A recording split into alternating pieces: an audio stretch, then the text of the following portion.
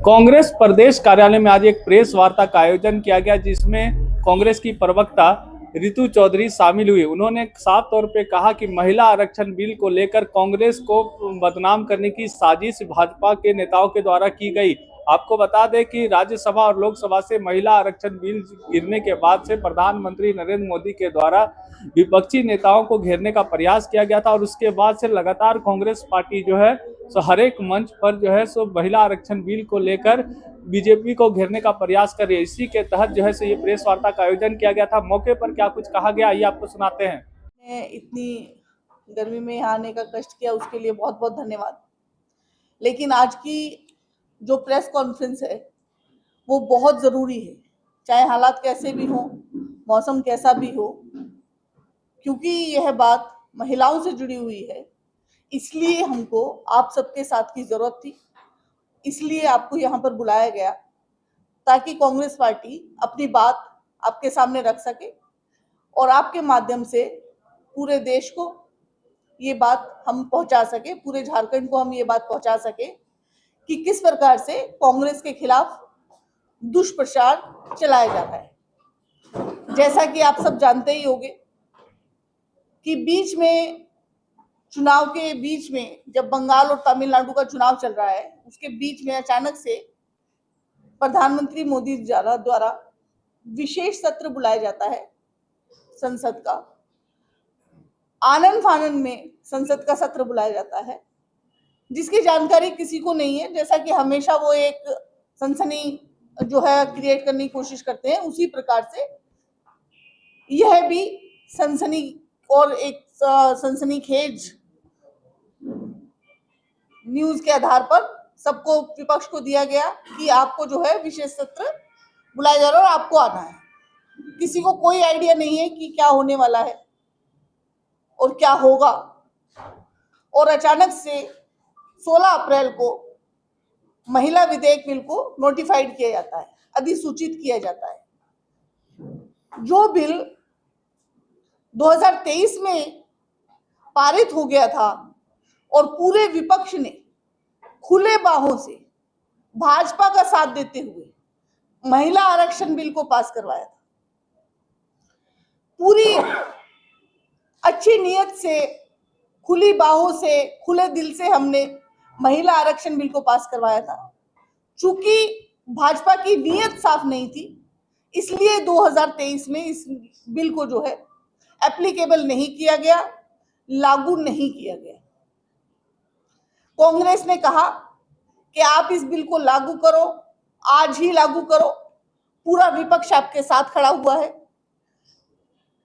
लेकिन ना उनकी नीयत थी लागू करने की, ना उनकी नीयत आज है लागू करने की।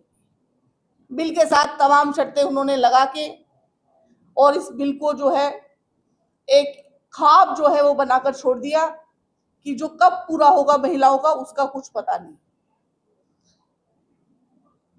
अगर मोदी जी के मन में महिलाओं के प्रति इतना ही सम्मान होता तो महिलाओं की किसी भी बात पर शर्तें नहीं लगाई जाती। जब महिलाओं को अधिकार देने की बात हो तो उस पर शर्तें नहीं लगाई जाती। लेकिन खैर 30 महीने बाद ही सही उसको नोटिफाइड किया गया और अगले दिन परिसीमन बिल को लाया गया और उस पर वोटिंग हुई, जिसमें पूरे विपक्ष ने उसके खिलाफ वोट किया और महिला आरक्षण की आड़ में जो परिसीमन लाने का, जो बिल लाने का जो खेल भाजपा ने रचा, उसको पूरी तरह से विपक्ष ने फेल कर दिया। और उस बिल को गिराने के बाद फौरन जो है मोदी जी ने प्रेस अपने दिल की बात, मन की बात जो है वो, जैसा कि वो 8:30 बजे बोलते हैं, उन्होंने टीवी के माध्यम से पूरे देश को जो है संबोधित किया और उसमें विपक्ष को कसूरवार ठहराते हुए पूरे देश को भ्रमित किया कि विपक्ष ने महिला आरक्षण बिल गिरा दिया, जबकि महिला आरक्षण बिल 2023 में कानून बन चुका है। उसको दुनिया की कोई ताकत न गिरा सकती है, ना हिला सकती है, ना मिटा सकती है।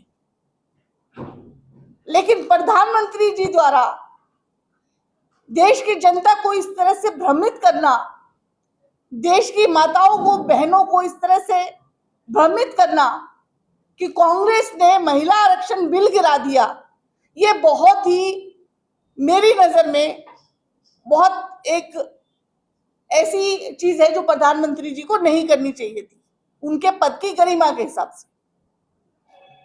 क्योंकि जो कानून बन चुका है उसको कोई गिरा नहीं सकता है, वो बिल पेश हुआ ही नहीं।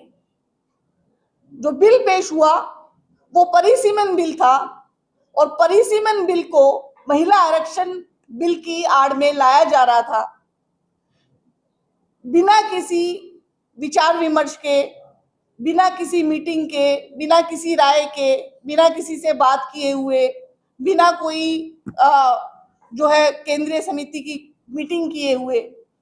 कभी भी परिसीमन का कोई भी बिल लाया जाए तो उस पर पूरा संसद की, जिसमें विपक्ष और सरकार की बैठकें होती हैं, बाकायदा व्यापक रूप से बहस होती है, और पूरे दोनों की सहमति से परिसीमन बिल लाया जाता है।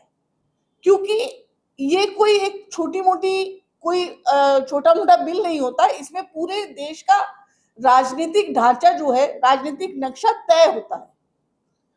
और ये केवल और केवल अपनी मर्जी से परिसीमन लाना चाहते थे, जैसा कि इन्होंने जम्मू कश्मीर में सीटों का बंटवारा किया परिसीमन करके। उसमें केवल जम्मू को सीटें दी गई, कश्मीर को कम मिली। जहां पे इनकी सरकार आती है, जहां पे इनका बहुमत है, वहां पे ज्यादा सीट कर दी गई, जहां पे बहुमत नहीं है वहां पे कम कर दी गई। यही बिल्कुल जो है आसाम में दोहराया गया। तो विपक्ष का कहना यह है कि अगर आपको परिसीमन बिल लेकर आना है तो उसमें पूरे विपक्ष की सहमति होनी चाहिए, सबका आपस में बैठकर बात करना इस पे जरूरी है, सोच समझ के ये बिल लाया जाए। लेकिन जेरीमैंडरिंग की तरह अपनी मर्जी से कहीं से भी नक्शा खींच देना अपने राजनीतिक लाभ के लिए, वो बिल्कुल देश के खिलाफ है, संविधान के खिलाफ है, लोकतंत्र को तोड़ने वाला है। तो यहां पर यह बात तो बिल्कुल साफ हो जाती है कि विपक्ष ने कोई महिला आरक्षण बिल नहीं गिराया।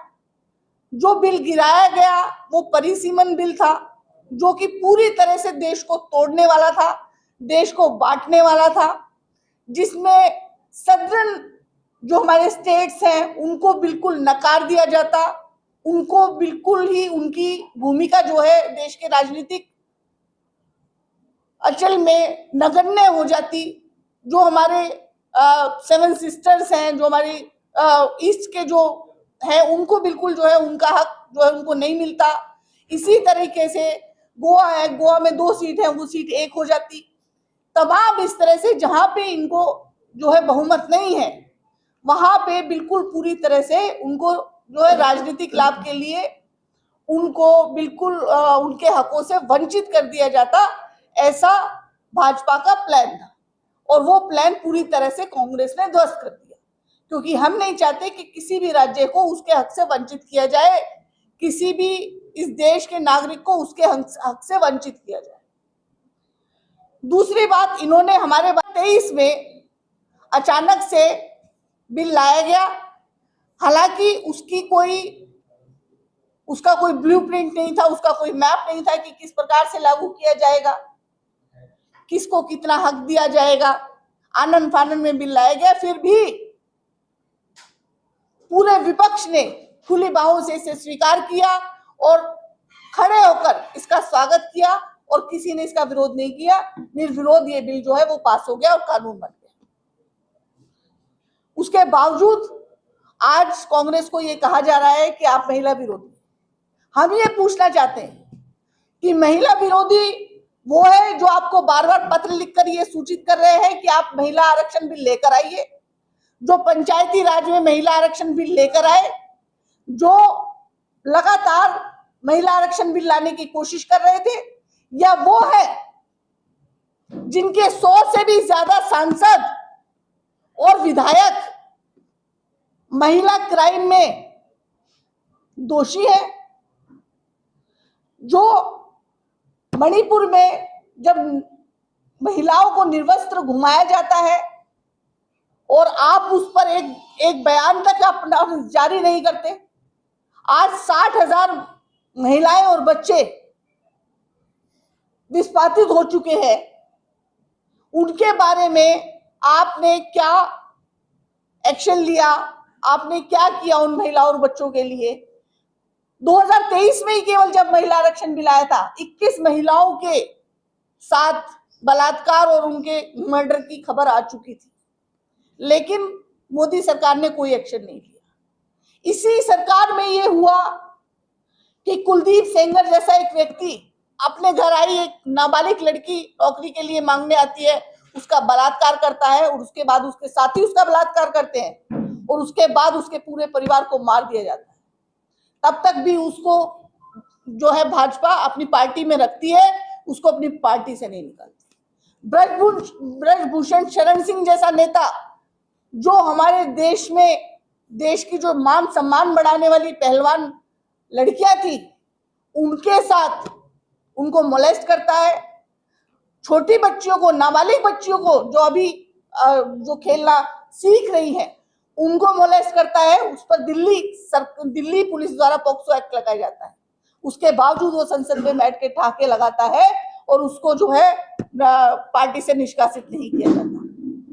इस सरकार में ही ये हुआ कि हाथरस में एक बेटी के साथ बलात्कार होता है और पुलिस उसे जबरदस्ती उसके शव को सफदरजंग हॉस्पिटल से खींच के ले जाती है और जाकर गांव में पेट्रोल डालकर जला देती है, बिना उसकी माँ बाप की मर्जी के और बिना किसी को इत्तला दिए, और दोषियों को सजा नहीं मिलती है, दोषियों को बचाया जाता है।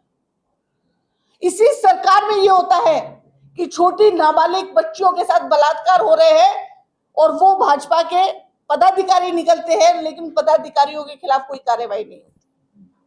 बनारस यूनिवर्सिटी में भाजपा के पदाधिकारी, भाजपा के एबीवी के कार्यकर्ता नहीं, पदाधिकारी कॉलेज की यूनिवर्सिटी की बेटी के साथ रेप करते हैं, लेकिन उस पर कोई कार्रवाई नहीं होती और वो खड़ा होकर बाकायदा मोदी जी के साथ और बड़े नेताओं के साथ फोटो खिंचवाता है, उसको निकाला नहीं जाता। कि महिलाओं को जो है जीप के पीछे बांधकर घसीटा जाता है, उनको मारा जाता है, और यहां तक कि जो महिला पदाधिकारी है, जो विधायक है, उन तक पर लाठियां बांधी जाती है, लेकिन इस सरकार की कान पर जू नहीं लगती। और ये हमें महिला विरोधी होने का इल्जाम लगाती है, ये हमें महिलाओं के लिए पाठ पढ़ाती है। क्या इन्हें पढ़ाना चाहिए? इनको शर्म आनी चाहिए कि इनके राज में 12 साल में सबसे ज्यादा महिलाओं पर अत्याचार हुए, और आज तक महिलाओं पर अत्याचार होने वाले जो सबसे बड़े हाईलाइटेड हाई प्रोफाइल केसेस है, उसमें ज्यादातर भाजपा अधिकारियों का, भाजपा पदाधिकारियों का, भाजपा विधायकों का और भाजपा सांसदों का नाम आया। अब मैं एक दूसरा पक्ष आपके सामने रखना चाहती हूँ। महिला आरक्षण बिल में हमने इनसे कहा कि आप लागू करिए, आज करिए। 543 सीट है, आप 181 सीट जो है महिलाओं को दे दीजिए, उनका हक उनको दे दीजिए।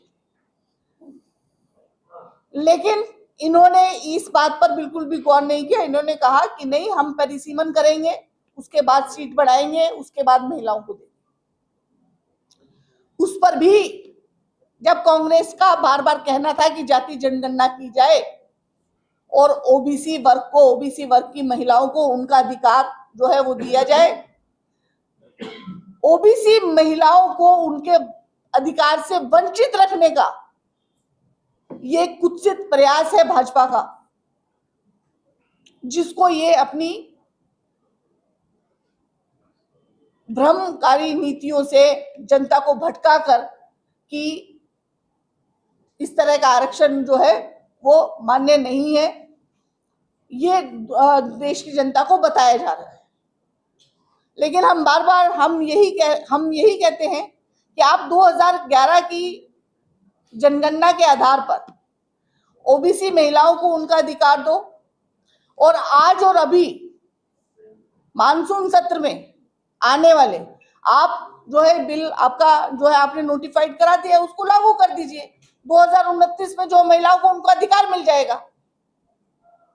लेकिन इनकी मंशा बिल्कुल केवल और केवल राजनीतिक लाभ के लिए है और अपनी पार्टी के भले के लिए। महिलाओं के लिए दूर दूर तक भाजपा का कोई भी कंसर्न नहीं है। इसीलिए ना ये जनरल, ना ये ओबीसी, ना ये एससी, ना ये एसटी, किसी भी वर्ग की महिलाओं को आरक्षण देना ही नहीं चाहते, क्योंकि वो इनका मकसद है ही नहीं। इनका मकसद केवल और केवल किसी प्रकार से सत्ता में रहना है। उसके लिए तमाम तरह के मुद्दे रोज लेकर आना है। इसी क्रम में जो है महिला आरक्षण बिल लाया गया, इसी क्रम में आनन फानन में संसद सत्र बुलाया गया, इसी क्रम में परिसीमन जो है, जो मैंने बताया आपको कि उसके पीछे इनकी क्या मंशा थी, वो लागू करने की इनकी मंशा थी कि ताकि इनकी जो पार्टी वो सत्ता में रह सके हमेशा के लिए। और विरोधी है। तो इस बात का जवाब मैं आप सबके माध्यम से ये देना चाहती हूं कि आज से नहीं, जब से कांग्रेस अस्तित्व में है, जब से हम आजादी की लड़ाई लड़ रहे हैं, तब से कांग्रेस महिलाओं के अधिकारों के लिए लड़ रही है। वो केवल कांग्रेस पार्टी है जिसने महिलाओं को अधिकार दिए। एनी बेसेंट से लेकर और आज सोनिया गांधी तक तमाम हमने ऐसी महिलाएं दी, ऐसी पावरफुल और ऐसी सशक्त महिलाएं इस देश को दी, जिसमें इंदिरा गांधी का नाम सबसे पहले आता है, जो विश्व की, केवल देश की नहीं, विश्व की एक बहुत सशक्त महिला नेता के तौर पर सामने आई, जो कि देश की पहली प्रधानमंत्री थी और विश्व की दूसरी प्रधानमंत्री थी। तो हमें ये पाठ ना पढ़ाया जाए कि हम महिला विरोधी। जब मोतीलाल नेहरू कांग्रेस के अध्यक्ष थे, उस समय वो एक प्रस्ताव लेकर आए थे जिसमें महिलाओं को बराबरी का अधिकार देने की बात की गई थी। उन्होंने कांग्रेस कमेटी में ये प्रस्ताव रखा था।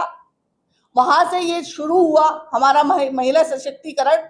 उसके बाद लगातार राजीव गांधी जी ने पंचायती राज में, नगर पालिका में महिलाओं को आरक्षण देकर ये साबित किया, वो भी 5 साल तक उस पर बहस चली थी, ये साबित किया कि हम महिला सशक्तिकरण के हक में हैं और महिला सशक्तिकरण करना चाहते हैं।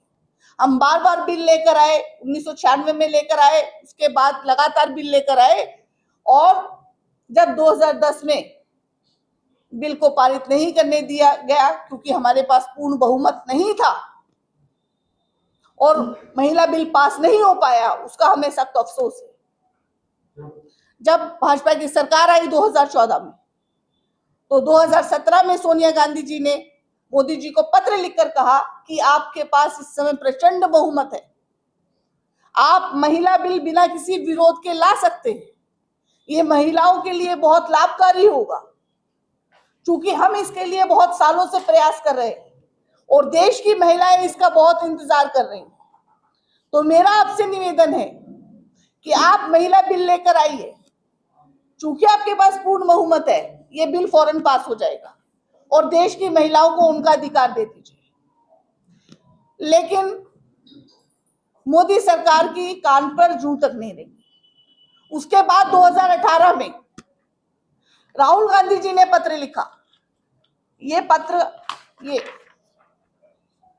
राहुल गांधी जी ने पत्र लिखा कि मैं जो हूं, मैं आपसे निवेदन करता हूं कि आप, क्योंकि आपके पास प्रचंड बहुमत है और 32 लाख हस्ताक्षरों के साथ, इस लेटर के साथ 32 लाख हस्ताक्षरों के साथ आपसे ये निवेदन करता हूं कि आप जो है महिला आरक्षण बिल लेकर आइए और उसको पास करवाइए। विपक्ष आपके साथ खड़ा हुआ है, इस देश की महिलाओं को उनका हक दीजिए। चूंकि उस समय इसका कोई राजनीतिक लाभ भाजपा को नहीं दिख रहा था, तो उन्होंने इस बात पर गौर नहीं किया और वो ये बिल नहीं लेकर आए।